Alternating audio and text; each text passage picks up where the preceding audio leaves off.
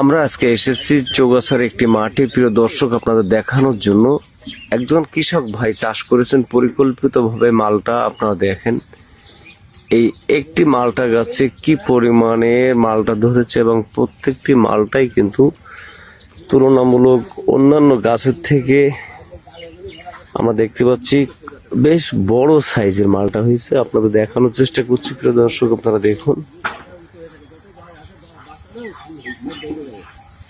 এবং প্রচুর পরিমাণে একটি গাছে মালটা এসছে, পুরো গাছটাই কিন্তু মালটায় ভরে গেছে। আপনারা দেখুন, উনি বাঁশ দিয়ে এখানে গাছটা সংরক্ষণ করেছেন, তা নাহলে হয়তো বা ভেঙে যেতে পারে। আপনারা দেখুন, প্রত্যেকটা ডালে ডালে প্রচুর পরিমাণে মালটা এসেছে।